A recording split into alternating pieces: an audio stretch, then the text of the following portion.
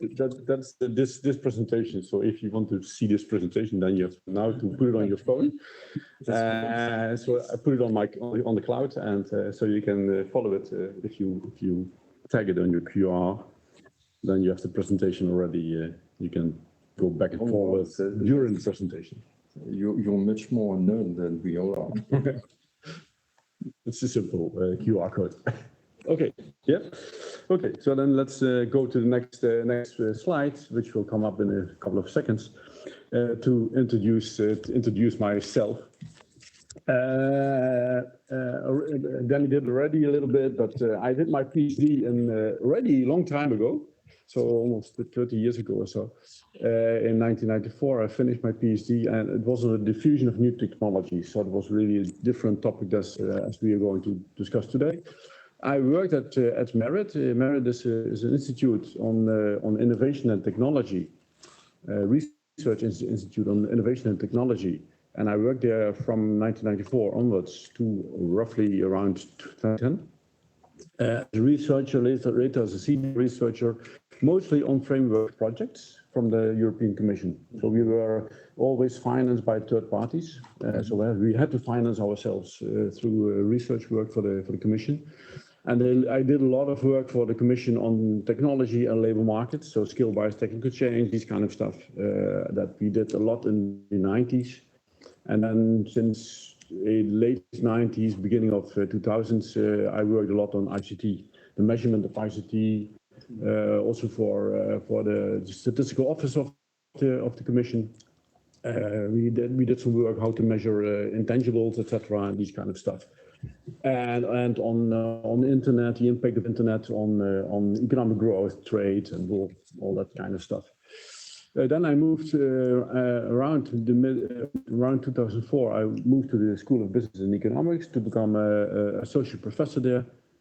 So also there teaching and doing research. And for the last 8 years, I was also in management. So I was master director, later associate dean of education, and later the scientific director of the Education Institute, which kept me quite busy managing the school. And especially, of course, also in the COVID crisis, we had the management was a 24 hours, 7 days a week, it counts almost. So it kept me a lot from doing other things. But luckily, what Danny already mentioned, I got some sort of sabbatical fees during my management, and now I have some sort of freedom to go for sabbaticals and to start up my research again, which was indeed on a lower pace for the last 8 years. Topics include nowadays inequality and sustainability. As the topics that I am mostly interested in at the moment. I've not written a lot on these topics, but I'm also interested in that. And I'm using indeed most PKE models coming from Merit. There's a really heterodox institute, so having also evolutionary models. And I'm interested in stock flow consistent ABMs and etc. etc.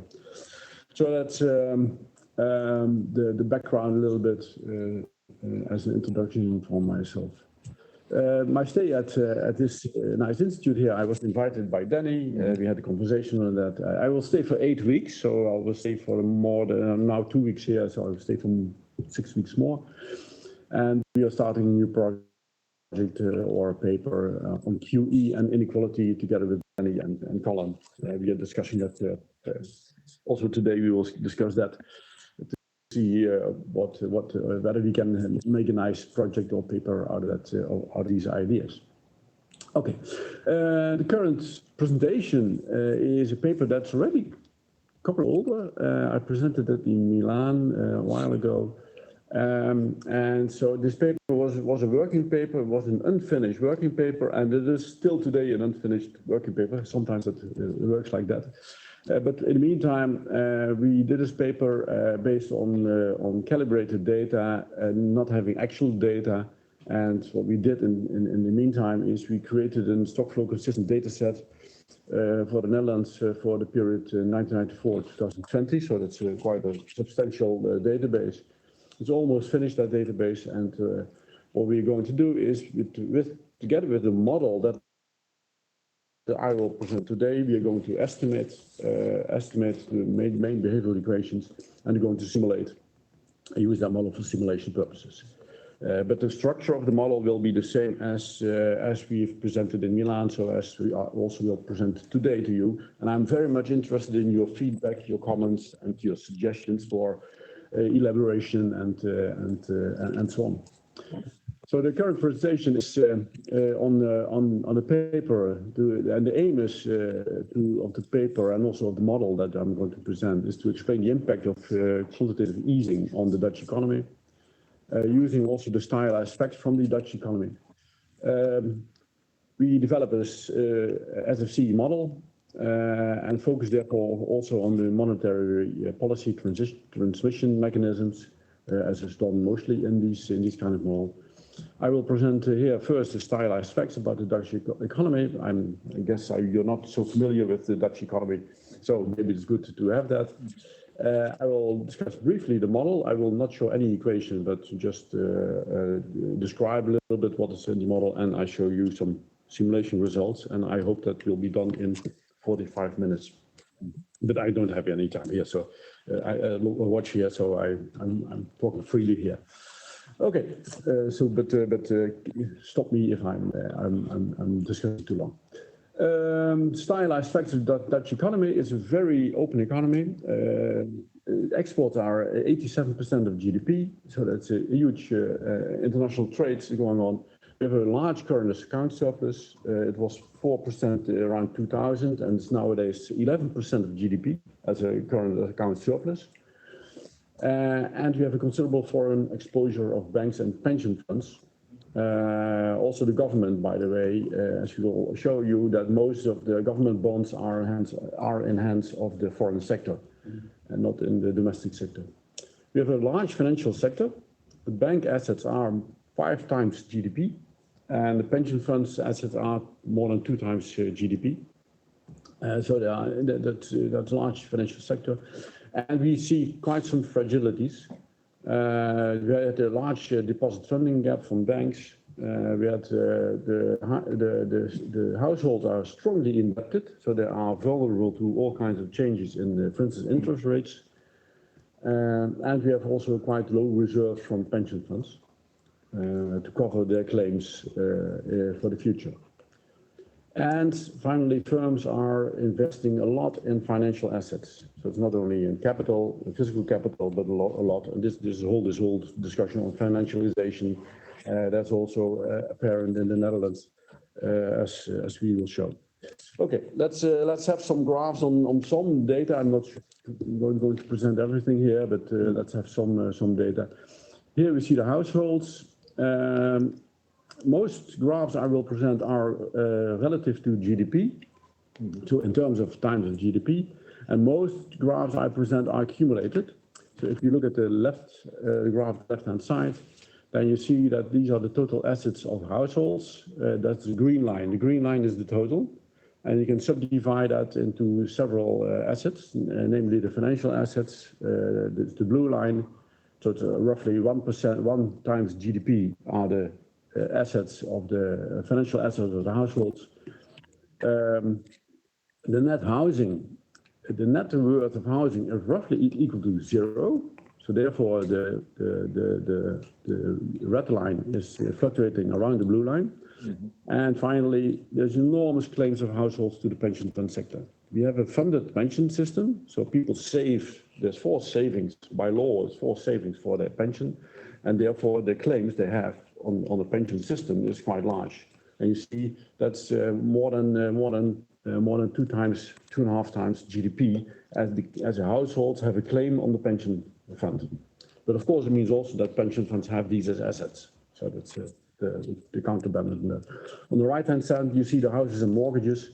You see indeed that they are above, roughly equal to each other. So sometimes mortgages are higher, sometimes house value is higher, which means that indeed there's a large indebtedness of Dutch households due to the large mortgages. Just a question on the pension system. Is it a purely defined benefit system, or it is also defined contribution systems, sequential dividend system? We are now changing it actually. Actually, what was happened is it was a defined benefit system. So and it depended, of course, the contributions depend, although the benefits were dependent on your average wage during your work lifetime. And then you got 70% of this wage gross, but net, that means roughly that you get 100% of your total income. That was initially the pension system, and now we are actually at this very moment we just decided that it's not anymore defined benefits, but it's based on your and you have also sort of a more personalized claim and assets on the pension system. And so far it was a pure collective system. Yeah, it's quite some changes in the Dutch pension system. We have large financial assets of firms. See here in this graph, you see here the total assets of firms. Again, the red line is the total assets, accumulated assets of non-financial firms. So roughly 2.5 times GDP, of which a little bit more than one times is capital, and the rest is financial capital. So you see a lot. There's an enormous amount of foreign assets, and this capital indeed is foreign. We are investing abroad. The Dutch companies they go worldwide in their investments.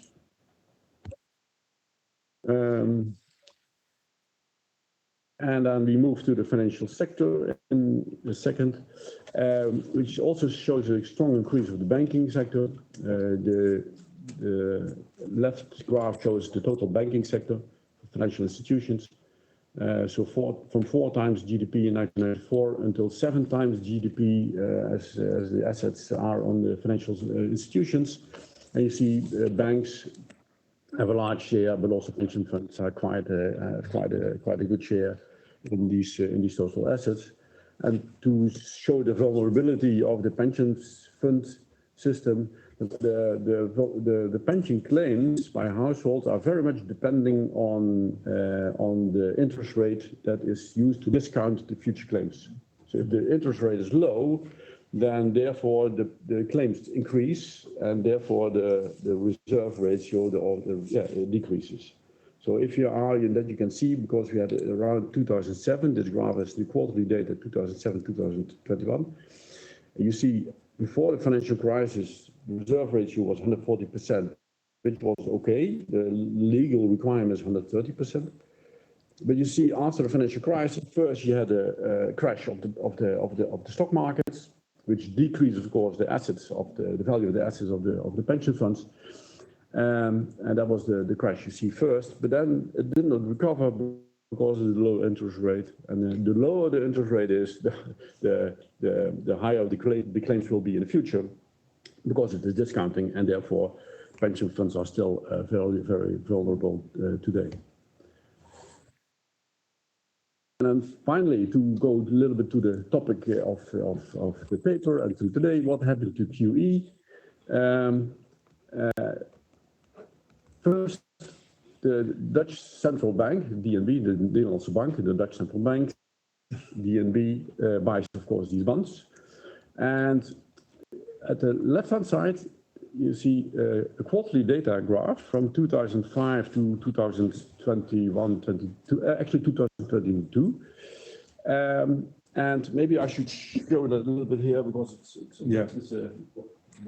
it's a complicated graph. Here you see the total, the assets, both the assets and the deposits, advances and deposits of the central bank. Yeah? The advances of the central bank, they have domestic advances and also the target 2 advances.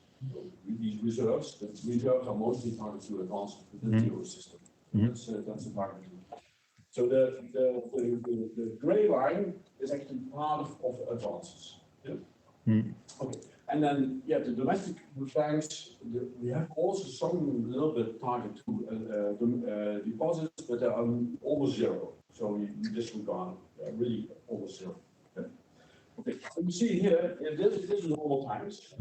In normal times, you see that advances and deposits are fluctuating a bit along each other, of course, because the balancing of the balance sheet, and also the target 2 balances are around 0. Yeah. Then we had the financial crisis, and then we had capital flight from the south. It is well known that from the southern European countries, Italy, especially Italy, there were a huge capital flight to the north, especially to Germany, Finland, and the Netherlands. And you see here indeed that from this point onward, there's an enormous increase in the target 2 balances because of this capital flight. Yeah. Also, you see that at the same time, the deposits and the advances, they grow with the same amount. Yeah. So Italian banks and financial institutions, they going to have capital flight to the Netherlands. Then you see this declining again, to stabilize it again, to normalize, and then we enter here in 2015, and then QE started. In March 2015, there was something like QE, and what happens? Indeed, we see again an increase in the target 2 balances. Yeah. So there's again sort of a capital flight from the south to the north. But what you also see here is that there's now a wedge emerging between the deposit and the advances. Yeah? So the deposits are increasing a lot. What happened actually in this period is that many foreign financial institutions, mainly banks, they hold Dutch government bonds in the Netherlands. And these are bought by the Dutch central bank, but these financial institutions kept their money in the Dutch banking system, and therefore the deposits increased tremendously. So this money was not used for any purposes in Italy, etc., etc. No, it was just kept on the Dutch bank in the Dutch banking sector, because that's more profitable apparently than to withdraw back to Italy and to invest in some other means. So that happened actually in this whole period of the QE. And then of course, the last part, then COVID kicks in, and we have this crisis due to COVID, and then indeed both the advances and also the deposits in the domestic banks, they explode. Yeah, because of course of the central bank policies to provide liquidity to the market as much as possible to overcome the crisis as possible. So this is just this graph explaining actually how QE can affect the economy by just showing the central bank balance sheet, especially the dark blue ones. Yeah. You can also see that on the right-hand side, where we see the ownership of Dutch government bonds. Yeah. You see, the banks have roughly 20%, the blue line, 20% in hands of the government bonds. The pension funds have also roughly 20%, so total making up 40%. And initially, in 2010, the foreign sector had 60% of the Dutch government bonds. Yeah? And that remained until 2015. And then you see, what you see is indeed that the Dutch banks and the Dutch pension funds, they don't sell any government bonds. They keep just the government bonds they had. But the foreign sector is selling those. Yeah? So the QE causes the foreign sector to sell their government bond holdings, keeping that money on the balance sheet of the Dutch banks. That's why the deposits so enormously grow, and don't use that money for other purposes, for investing. So the foreign sector is any bank outside Dutch. Yeah. Any commercial. commercial. Any commercial investment banks. All parties. It can also be pension funds or other funds from sovereign wealth funds. Yeah, but I'm surprised, sorry to interrupt, but on the right-hand side, I'm surprised by the green graph. Because I thought that, like German bonds, Dutch bonds would be seen as safe assets. So why do the foreign sector decrease? Why does the foreign sector decrease the holding of Dutch bonds? Because the interest rate of the Dutch government bond goes down because of QE. Okay. And but what they do is, so they sell their government bonds. They are safe, but they don't pay any money these days anymore. These government bonds, but they keep the money on the balance sheet of the Dutch banking system. Okay. They have interest on the deposits? Or... Yeah, now of course with negative interest rates, not anymore. So that's almost not. Yeah. But I'm still puzzled by that because as Colin knows, because that's his PhD topic, banks and investors need safe assets, and I'm surprised that a safe asset can go down like this. No, but in relative terms, the spread between, let's say, Dutch and German bonds would have increased. So they perceive Dutch bonds as more risky and. Okay. Yeah, at least. Okay, that's a good explanation. Thanks. Yeah. But we think that deposits are less risky than government bonds. Yes, of course, under the Maastricht Treaty, where there is no guarantee that central bank will buy these bonds, of course. No, okay. Yeah. So this is just to give you a picture of the Dutch situation. So a large exposure to the foreign sector, both in the firms, but also in the financial sector. Okay, what we do is we build an SFC model. I guess you're more or less aware of SFC models. I guess you've had the presentations of Antoine and all and these people. So I'm not going too deep into this. We have 7 sectors: households, firms, banks, pension funds, central bank, government, and foreign sector. And I just discuss here the main behavioral equations. So we have households; they consume, of course. Consumption depends on disposable income, financial wealth, and the net house wealth. That's important in the Dutch case, and there's also a lot of literature on that. That if the net house wealth, so the house prices increase relative to the mortgages, then consumption goes up because people consume partly of their wealth, house wealth. We have large forced savings for the funded pension system. In our model, we have endogenous house prices and also endogenous mortgages. And then we have finally the distribution of the financial household wealth between deposits and participations. That is done on a portfolio, on a Tobin portfolio distribution basis. So that's households. Then we move to the firms. In a second. And so firms invest in capital and in equity abroad, as we have seen, of course, in the graphs already. The investment function itself is a very standard SFC investment function. So your capacity utilization rate, Tobin's Q, the profit rate, and the interest rate are all elements in this equation. By the way, this model is also based on work by Zeza and Dos Santos and Zeza. You may be familiar with these. Many of us are, but not all of us here. We have close relationship with Genaro here. Oh, yeah. So there's also a lot of this is based on his work also. Firms have retained earnings, is very important. So how do they finance their investments, both investment in financial capital as in physical capital? They have retained earnings and they borrow. They borrow from banks and issue equity abroad. And that's also in the model done in a portfolio setting. Yeah. Then we have a pension fund system. As I told, the claims from households are very interest rate sensitive. That's also modeled. So we model really this discounting that's done in the model. This discounting feature is included.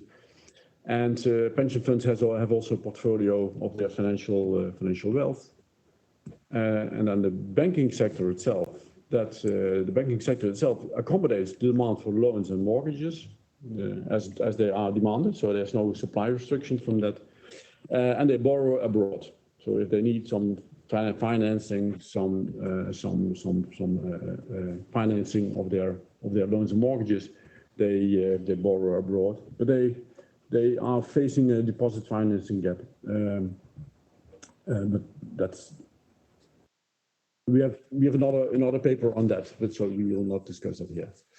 Then the central bank accommodates the demand for government bonds. So all the government bonds that are not bought by all these other actors are accommodated by the central bank.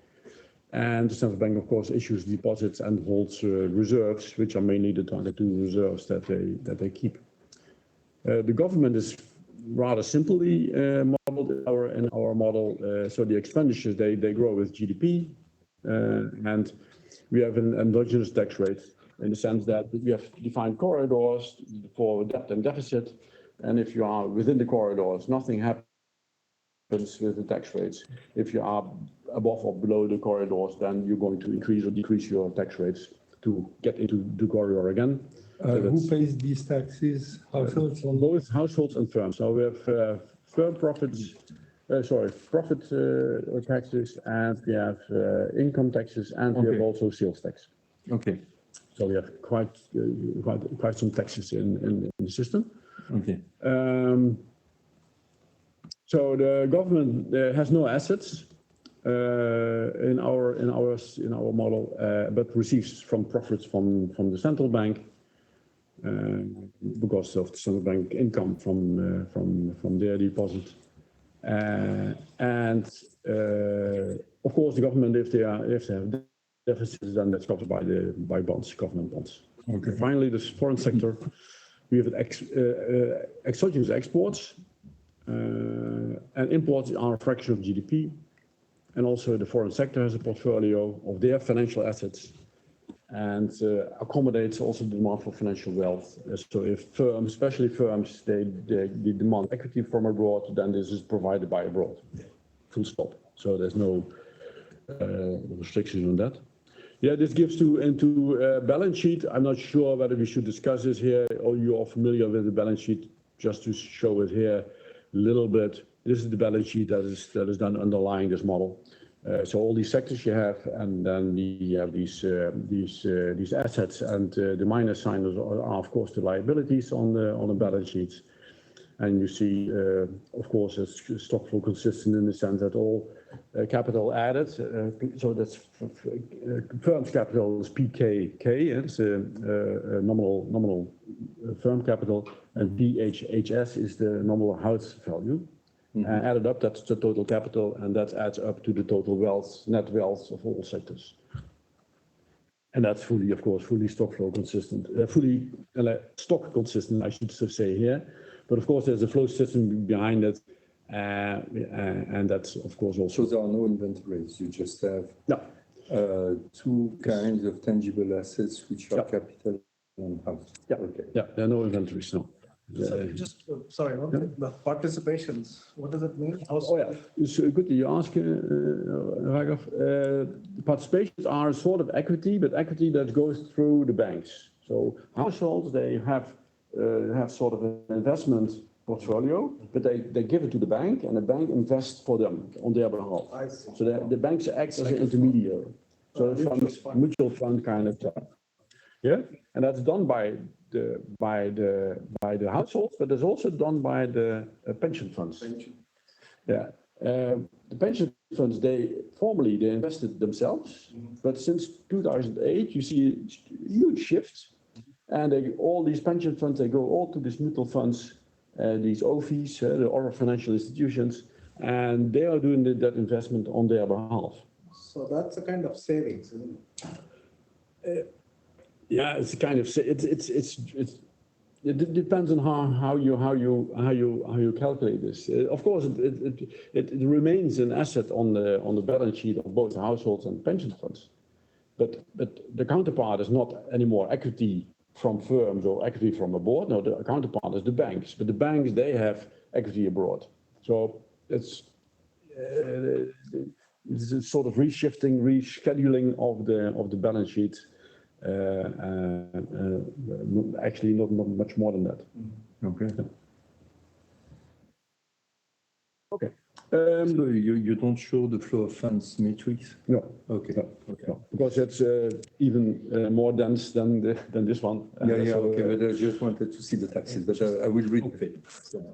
I don't see very well, but investment in equities is for equities of local firms, or also equities of foreign Local firms, they invest only in foreign sector. Yeah, that's the idea. Yeah. So you see here that these firms, they invest so they have on their balance sheet equity abroad. Yeah, it's EAF. That's equity issued by abroad, bought by firms. So it's asset from the firms and it's a liability from abroad. But also firms, they finance. So the abroad line, that's how firms invest in abroad. But the firm line in equity is on that the firm they need funds to finance their investments. So you have both ways, up and down.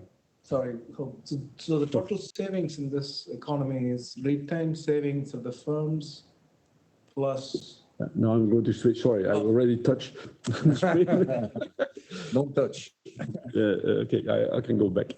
What is the total? How do you get the total savings in the economy? The retained savings is one of the firms.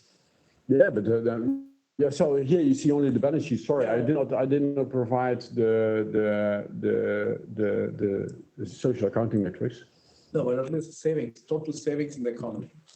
Yeah, but that's coming from the households, of course. They consume less than their income for a large part. So there, the savings coming from. So there is a household saving, there is a firm's saving, which is retained. Retained saving. Yeah. Then that's it. I think that's about it. And there is the profits of the central bank that goes to the government. Yeah, that cancels out. That cancels out, and so the government has of course mostly negative savings because they are indebted, so they have deficits. So that's about it. Yeah. And I think and the bank profits are transferred to the households. Yeah, they're zero profit net. Yeah. Zero net worth. Yeah. Okay. Shall I now continue? Okay. Then what we do is we have this model, and then we run this model, we simulate this model. We also investigate the long-run properties. Of course, long-run properties here in this house and in many PK houses need some explanations. And it's not that we think that there exists sort of a steady state in the economy as we see it outside, but we want to investigate the properties of the model. And we had a long discussion with Mark Laval on this, but Mark agreed with us that also that it is good to investigate the properties of your model to see how actually does it behave. And does it create a steady state, or is it exploding? And if it is exploding, why does it explode or implode or whatever you have in these kind of models? So it's always good to have that. And again, it is not that we want to say that the long run is important in that sense. Yeah, I know. I know who you are. I know the sensitivity sometimes here. Okay, so we have a baseline, and we have some positive growth rate of GDP. 1.5% was, I think, so nice, proper growth rate. Of course, the balance sheet items are as ratio to GDP are constant in the steady state, but that's almost the definition of steady state, I would say. And also what we did is we had the calibration, and we approximated roughly the balance sheet of the Netherlands in 2015. Because we have such a large current account balance surplus of 10%, but you can't hold 10% for 100 years.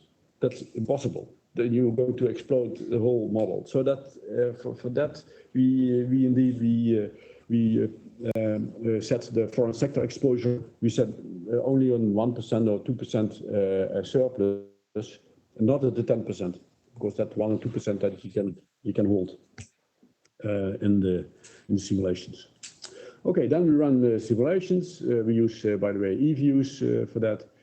And if you're interested in the model, I can show you the model and whatever. So if you are interested and you have some questions about that, then feel free to ask me.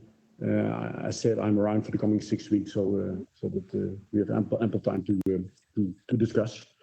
So the simulations, we start somewhere in the period 1800, but of course, that doesn't have any reference to actual data. And then the model stabilizes, we shock in 2010, and then we have a reverse shock in 2035. So that's the idea. And what we do is we first reduce the interest rates by 50 basis points, so by 0.5%. And we do that successively. So first we start with reducing the interest rate on the government bonds. Yeah, then I'll show what comes out of that. Then successively we also decrease the mortgage rates, and we show what happens then. And then again the deposits, and then for loans, etc. So step by step we are decreasing all these rates, and to see what happens actually in the model. And finally, we actually compared our results with a study from the Dutch Central Bank. The Dutch Central Bank, they also increased equity and participation prices in their studies, and they also increased exports. And that's the reason why we included these simulations also in the model and also in the paper, but I will not discuss that here too much. Yeah, but if you want to see that, then we can of course discuss. Okay, so first let's have a decrease in the interest rate of bonds. So what you see indeed is that is at the left-hand side is a very small effect on GDP. It seems very big, but it's 1/3 of a promille. So that's almost nothing. Of course, the graph shows is scaled up. It's blown up, of course, but in practice this is nothing. And this negative impact is because banks hold government bonds, and these government bonds they decrease. So the income of banks decreases, but the profits of banks is transferred as income to the households. And so the income of households decrease slightly. Again, this is minimal in actual data, but slightly the household income decreases, and therefore their consumption decreases, and therefore also investment decreases. So you see the mechanism working there, but in size it is almost nothing. What is interesting more is on the right-hand side is indeed that you see that these government bonds, the foreign sector is going to sell government bonds. Yeah, so it's in the reduction of almost 10% in 2025. And they keep bank deposits instead. Yeah, like in the side effects. Yeah, and but also like we've seen in the data. Yeah. So as you see by simulating this decrease in the government bonds, you see in the model that because of the rebalances of the portfolio of the foreign sector goes out of the government bonds, but puts it on the bank deposits. So we can mimic the actual data from this simulation. Okay, so now we additionally decrease the interest rate on mortgages. And by the way, what you see is, of course, the deviations from the previous run. Yeah. So we always do the percentage-wise deviations of the previous run. So now you see that the mortgages rate decreases, so in the households have less expenditures on their mortgages, which means that their income is increasing, or the expenditures are decreasing. But also there's a huge sensitivity in the Netherlands of house prices on mortgage rates. So the house prices really increase, also in actual terms, actually. So not only in our model, but that's really the actual behavior of the Dutch household sector. And so therefore the house wealth increases, and therefore also consumption increases because of increased net wealth of the households. And you see that happening in consumption. It's almost 1% increase of consumption. So GDP goes up, and 1 year later, with a lag, also investment goes up because of the capacity utilization effect, of course. And then you see the reverse roughly in 2025, 26. On the right-hand side, you see indeed the prices of houses, they increase by 2.5%. And the mortgages therefore also increase. And then that also increases this disposable income of households. Yeah. So this is the mortgages decrease interest rates. It has a positive effect on GDP because of less cost for households and increased house prices. Then we go into the decrease the interest rate on deposits. From the household side, of course, if they get less income on deposits, of course they lose some income, and so consumption goes down by 0.5%, and subsequently GDP and investment goes down. But also you see sort of rebalancing effect in the household components of income. These are the income components of household that we display here in this graph. And you see here indeed that the income from the deposits, they decrease because we have a decrease in GDP. Also the wage rate, total wage sum increases, because we have a Leontief production function. So output and employment go one by one. But also we see that the households, they shift from deposits to participations. This is this portfolio effect of households. So they're going to invest more in participation. So they increase also a little bit their income from participations. And then the final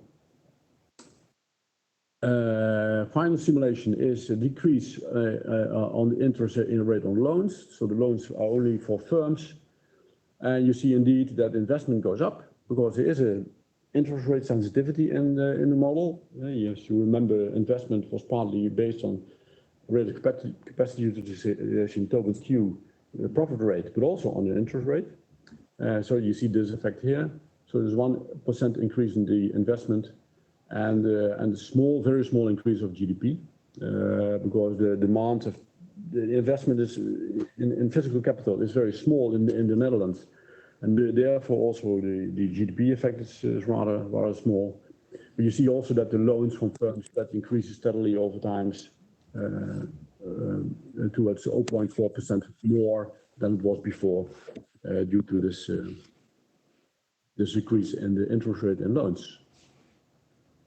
So to sum up these simulations, so we are able to show quite some effects of QE and how that affects the Dutch economy. So now in this table, you see the effects on GDP, consumption and investment. We have chosen 2 years, in 2012 and 2024, so the beginning after the shock and later at the end of the shock. And you see here how these three components are affected by these policies. So you see indeed that government's bonds changes almost nothing, has no effect on either GDP, consumption or investment, but it has a huge effect on this rebalancing of this foreign sector. You see the mortgages have a positive effect, deposits decrease has a negative effect, and the loans also have a positive effect on the economy. And you see cumulated, so if you have all these four working at the same time, then you have a cumulated effect, what you see here of a 0.25% increase in GDP, roughly 1/3 in consumption and 1% in investment in the economy, due to the decrease of all these asset interest rates of 0.5%. And finally, which we need to discuss here, is that there's a price effect of equity and participation and an export effect that is presumed by the Dutch Central Bank. And we plug it in also in our model just to mimic their results. And you see indeed that, for instance, an export, the Dutch economy is very sensitive to exports. It's very large. So if you have an increased world trade, then automatically you see a one-to-one relation with the increases in the Dutch GDP because of this openness of that economy.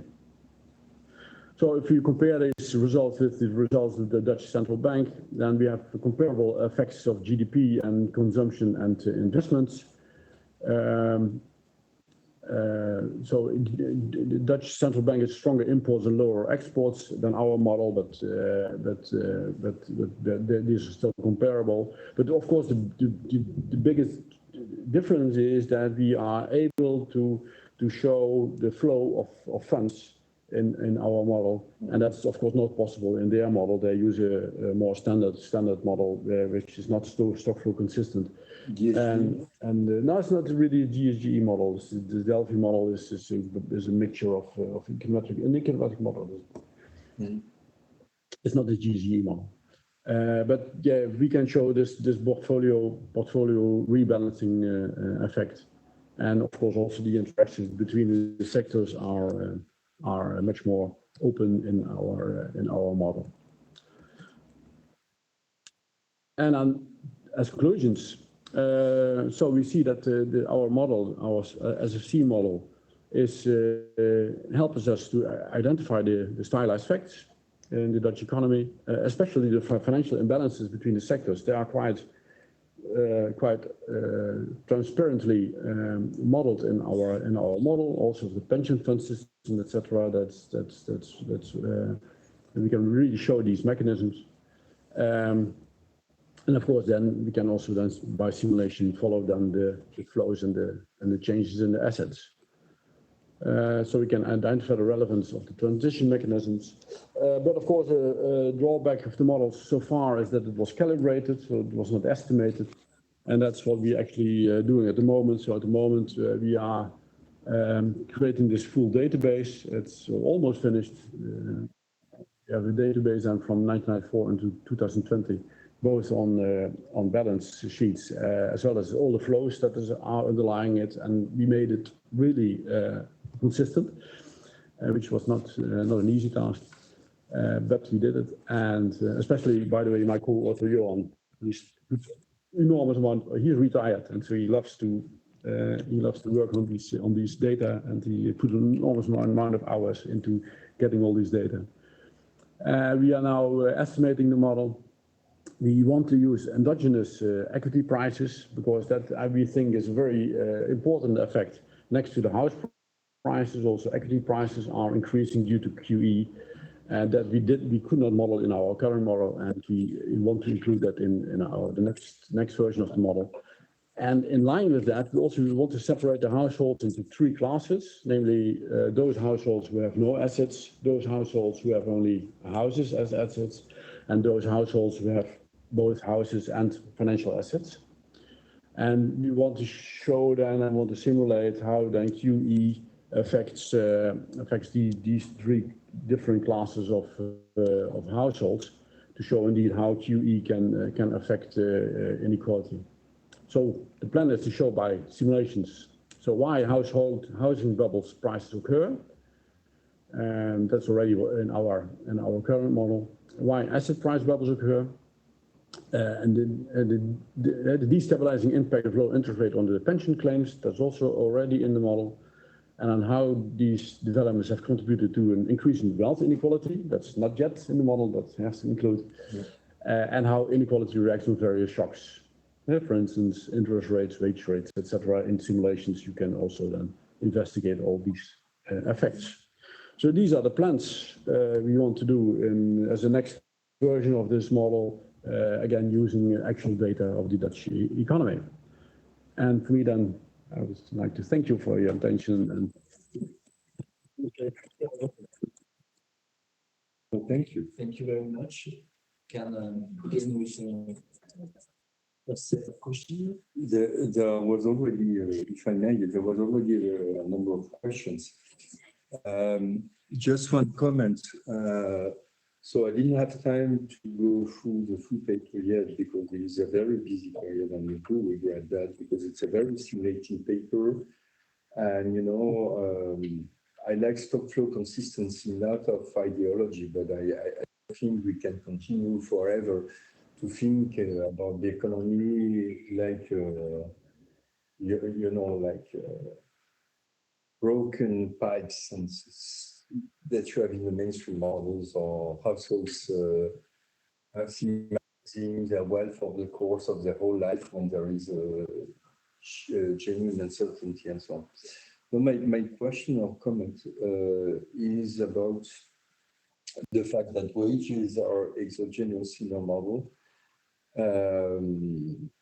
Given that you recently told me that you have full employment in the Netherlands, It's not impossible there that you end up with a loop between wages and prices. And my first impression is that this very fact might have also consequences for your model. I don't know through which channels, but if you have full employment, you will have increasing wages because the balance of power is different and so on. And as you will have increasing wages, if firms don't want to renege on their markups, then there might be increasing prices. And these increasing prices might have some effects on the economy as a whole. I don't know yet whether you should put that in the model or not, and probably you are the best to determine that. And another thing is that another possible extension is to think about the consequences of private debt that grows with quantitative easing on the stability of the economy. Mm-hmm. You know, I argue with Steve Keen and others that when private debt reaches some point, the economy can collapse, you know, for fiscal reasons, for deflation by debt and so on. So personally, I'm not convinced that in the current situation that might not happen. We have inflation on the one hand, but on the other hand, we have these deflationary forces still at hand, and they are not unrelated to QE. Mm-hmm. Even, of course, if debt is not directly caused by QE, but it reinforces that through the channels, through some of the channels that you have in the model. So these were comments about possible extensions. Apart from that, I think the model is well done. I understand that you want to calibrate it empirically, but after all, you already have very interesting results. Okay. Yeah, thank you for your comments. Shall I first? Yes, as you want. Okay. Yeah, the wage rate, of course, you could try to endogenize that and to make that, for instance, the kind sort of a Phillips curve kind of thing. We can make that endogenous. And that's, of course, a current discussion in the Netherlands. We have an unemployment rate of below 3% at the moment. Vacancies are more than we have unemployed people. So there's a huge demand for labor at the moment in the Netherlands, and you see already that there's quite a pressure on wages, mm-hmm. Especially in some sectors. So that's not included in the model. Of course, if we include that, one important aspect of the Dutch economy is its openness. So if we increase wages, then also export prices will go up. So unit costs will go up, and therefore also export prices will go up, which has a decrease, of course, on exports. But you have the internal effect of increased demand or increased income, obviously, and therefore increased consumption, and therefore a positive effect on GDP. But since the openness of the Dutch economy, and that's what you also mentioned, Mitterrand in 1982. When you had this fiscal policy was really exported abroad. Mm. Yeah, so the benefits they went abroad, and only imports were increasing. So the internal domestic benefits were almost zero, or at least very, very low, and that was a problem there, as far as I remember that. And that you see also in the Dutch situation, because you are so open to exports and imports in the economy. And the private debt, yeah, that's absolutely true. But that's actually what we also see in the model. You see this huge mortgage increase. So households are highly indebted, and so they are quite vulnerable to changes in interest rates. So that's what we see also now. Now we see at this very moment, we had this interest rate was very low. The mortgage rate in the Netherlands was 1%, 1.5% or so for a mortgage. And which is now increasing, and those people who have these flexible rates, so so they do not have long-term rates, but have flexible rates, they get now into troubles. And that will only become more if we increase interest rates even more. Yeah, that's my fear, the deflation. Yeah, of course, and that will have a huge effect on the economy.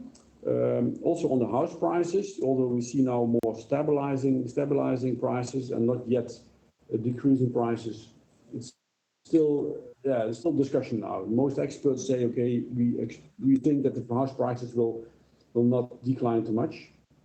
But if that will happen, then of course, more and more households are relatively more indebted, and that will have a negative effect on GDP and consumption and GDP, and then you have this deflationary and recession dangers in the economy. It's absolutely true. Absolutely. Yeah. Thanks very much for your presentation. We enjoy.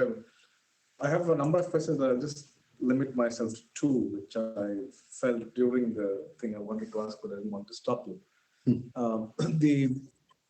I still have, in the current form, you say that you're going to extend it, but in the current form, I still have this problem of savings. The household, because that shows up in the consumption. The consumption shoots up as you lower the interest rate and so on.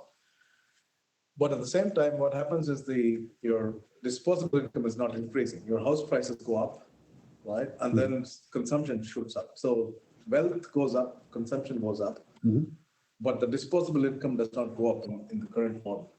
So if you actually split this up into the way you talked about, in terms of 2 groups or 3 groups in the household sector, you don't know, because it still depends on the consumption propensities, right? So a group which actually saves in financial asset may get advantageous because of your interest effect, but then because of consumption propensity, that will not show up in the. So the group does not actually save anything. They actually, because of their, they don't have any savings in financial assets, they may not increase consumption. So based on the consumption propensities or the differential consumption propensities, you will not even get that consumption boost that you actually see in the current. So that actually captures the inequality factor. So the household. So the second one is this participation thing, which is really, I'm not sure what it does, because it looks like a savings, because it is, you said that, it's an equity from the bank gives more money to the household. So that means they are saving. The participation is a kind of saving that happens in the household. But then when you split this household into 2 or 3 groups, that will go into that group which actually saves. So that's, again, that depends on consumption propensities of these 3. The second thing major thing that I wanted to ask you is, how would you define a steady state here? What is your steady state? Yeah, that was also one of my questions. Yeah. What is your steady state here? Is this the investment saving equality that is growing at a constant rate? What is the steady state? Where does the simulation tend to? You give a shock, it goes back to some value. How do you determine that value? What is the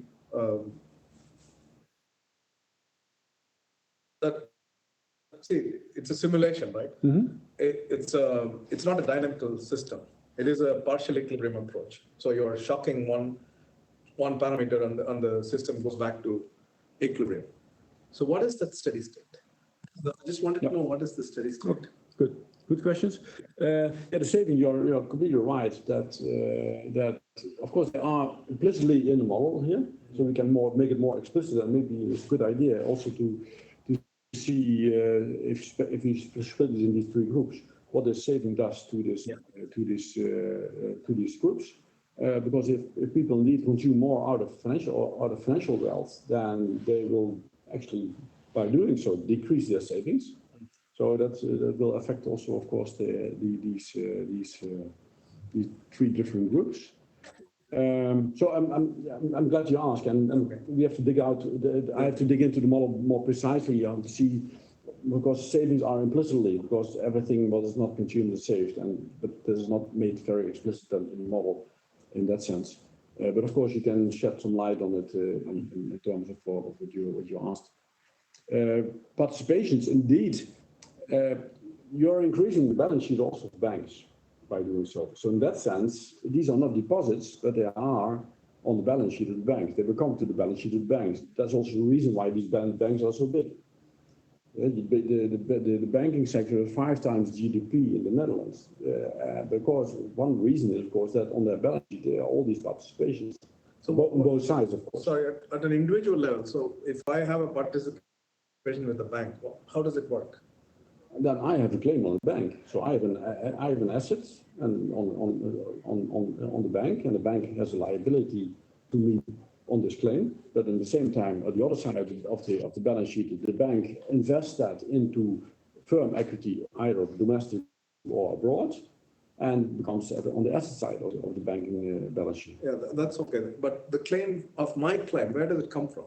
My claim is my savings, isn't it? Yeah, the money that I put in equity in these mutual funds.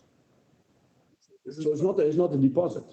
Yeah, it's a particular kind of asset. It's not a deposit in the sense that the bank can use that deposit for purposes of having loans or whatever that the bank wants to do with the deposit. So you're putting money in a fund. I'm putting money in the fund, and therefore I'm putting it on the balance sheet of the bank. But the bank is obliged to invest that directly into equity. Yeah, I don't. That's fine. That part is fine. But in terms of me putting money, it's a saving essentially. The household saves here. Yeah, it's a saving. That 0.21 is a saving. Yeah, that's a sort of a saving, but it's not the same as a deposit as we see in commercial banks. No, that's fine. Yeah, as a deposit rate, because that's not. But it is a saving for the. But that's a substantial number, 0.21 in terms of deposit. Look at the households. 0.64 is the deposit.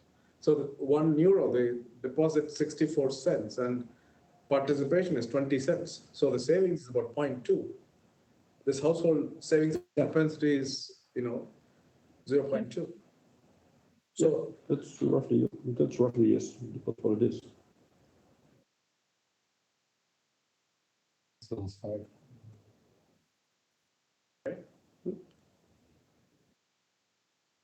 That's roughly what it is. Yeah. So to show also the steady state. So the steady state is indeed that we have a constant growth rate, and all the assets relative to GDP are constant. So everything becomes as fraction of GDP constant. You mean the growth rate? The rate at which they're growing is constant. The GDP rate itself, it grows at a constant rate. So GDP grows at 1.5%, I think it was in the steady state. And all the assets, like this one, relative to GDP, are constant. So they grow at the constant rate at the same pace? At the same pace as GDP. Everything grows at the same pace as GDP.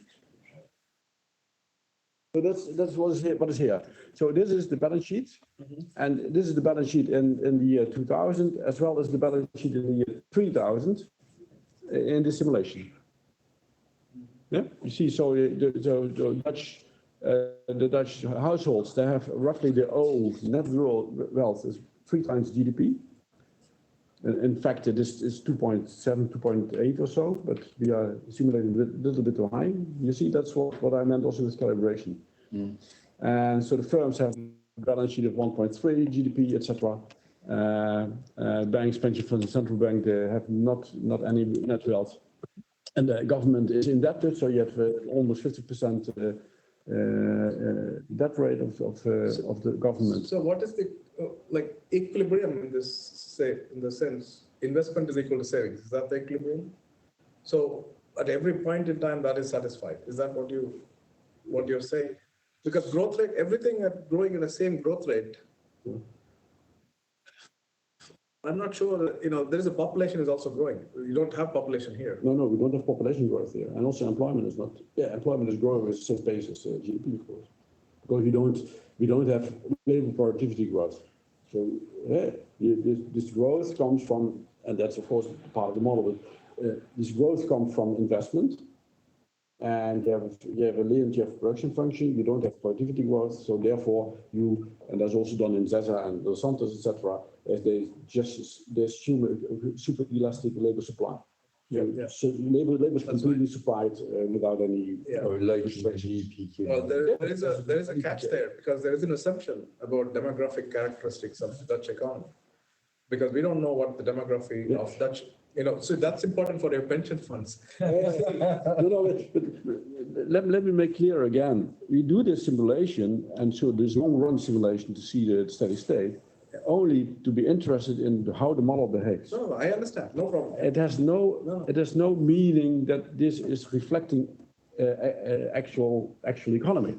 Not at all. No, what I meant to say, when you say everything is growing at the same rate, that's where the problem comes, because everything is not growing at the same rate, right? Population is growing at a different rate, and the participation in the labor force, that actually changes, because if the aged population, 60 plus people, are larger than the younger population, that has an impact on the growth rate, of course, and the steady state. Of course, I fully agree with that. But that was not the intention of this. No. First, it's not the intention of the model, and secondly, again, we want to simulate. You can simulate this model only for 30 years. And you say, okay, that's only the thing we are interested in, and that's it. You can also gives indications about the volumes and changes in the economy. So, of course, and then you can say, okay, the underlying assumptions don't hold because your employment is not super elastic, or for me, the population the demography is not super elastic. Of course not, but that's not the intention. Say, for me, when you do the simulation, it's a shock that you apply. It's like DSG. You're just like changing a parameter and it goes back to the steady state. Now, there are two issues, from a dynamical systems perspective. There are two issues. One is, how does it go back? Is it just a monotonic going back, or does it show fluctuations, or how long does it take to go back? And those questions, if you want to answer those questions, then that what we call as out of equilibrium, disequilibrium dynamics. Then we need to know the underlying structure of the population and demographic character. That's what I mean by. Yeah, but that's pretty sorry to defend. I know you can defend yourself, but lots of people doing SFC, you are doing that. I always criticize that. That's what first started. I'm sure Mark Lavoie mentioned that in your conversation. And from coming from a system dynamics perspective, I do agree with that. But these are exercises that are pretty standard when they use SFC models, and they give you an indication not really regarding the figures, but the direction or the effects of the various policies. QE here. No, so I completely understand. I mean, the problem is, for me, it's a steady state. If everything is assumed to be a steady state, everything is growing at the same rate as steady state, then investment is growing at the same rate as savings, right? At every point in time. Yeah. Investment saving is maintained all through. Worldwide, yes, of course. Real time. But we have export, we have a current account balance surplus. So in that sense, domestically, it doesn't hold. Okay. Do we have other questions? Hopefully. We have one. Perhaps no question, but more a remark on the status fact of Netherlands. A thing in which I'm very interested is attraction of foreign investment in Netherlands, thanks to the low tax rate on profits. We know that Netherlands since 2005 attracts a lot of firms which put their headquarters in Netherlands, for example, and it means that it increases the foreign investment in the ownership on this corporation, and it increases the foreign accumulation of assets of this corporation in Netherlands, because they hold subsidiaries in other European countries. So it means that this variable of foreign assets is very dependent on the relative tax profit rate. And I think it would be interesting to, you say that your tax rate on profit endogenous, but it would be interesting. I don't know if it's possible to include a kind of relative profit rate relative to other European countries, something like that, to explain this increase of emissions. It's good question, Tristan. Also, because I forgot to mention, I did not mention it all in the presentation. In the financial sector, the assets that you see are excluding the trust fund. So these trust funds, these are typically these funds from external parties, so foreign parties. They have their headquarters so on paper in the Netherlands. And if you go to the headquarters, then they have 10,000 on one address, street address, these companies. But also like U2 and all these famous brands, they have their headquarters in the Netherlands because of tax reasons. And these are excluded in our data because they blow up. I think that was 7 times GDP what there is in the Netherlands on assets from these companies. But that's only on paper, so that's not affecting anything because that money goes out as soon as it comes in. So that's not, it's a little high volatility there, and that we exclude from our model because that's very difficult to model. And yeah, and it's only for tax reasons that you mentioned, and of course we are not very pleased to that. But okay, that's how it is in our situation. So it means that the mysterious fact that the increase in bank deposits is not due to this. No. It's excluding these funds. So it's good that you ask because that's not mentioned here. There's outside these trust funds, which are typically these funds that are done for tax reasons. Yeah, like the Cayman Islands, and we are in a row of place.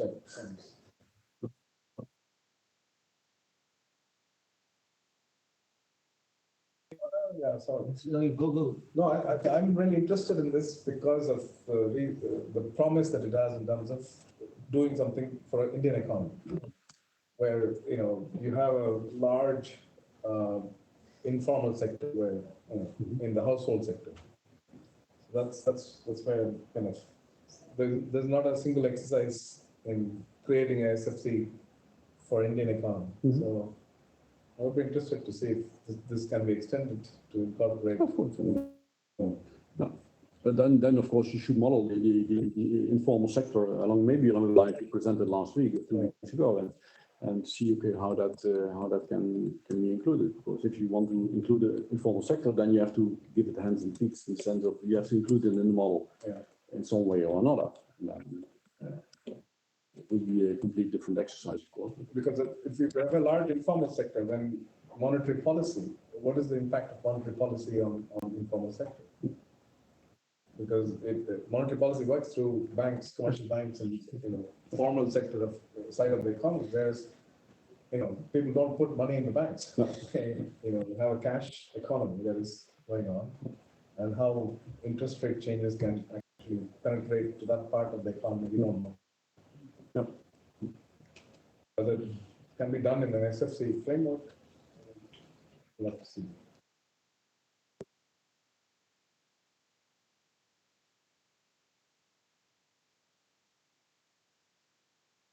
Other questions? On a un invité en ligne, c'est Mickaël, mais il n'a pas encore posé de questions. Michael. Cléno. It's too bad because Michael is really a specialist of SFC. Okay, that's good. But he is not online. He's on. It has no questions. Yeah, he must be exhausted as I am because we work on Saturday for Michel Husson.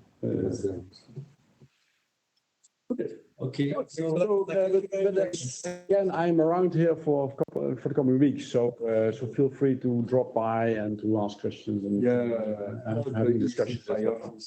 I'm sometimes in the office of 4.075, and sometimes I'm in the neighbor office, and sometimes I'm Justin's office in the corner, last one. I was there. Thank you for your. And I'm living next door on the researchers' campus, so there's also nearby. So feel free to contact them to a chat or coffee or beer or whatever. or to smoke things that you smoke in the Netherlands.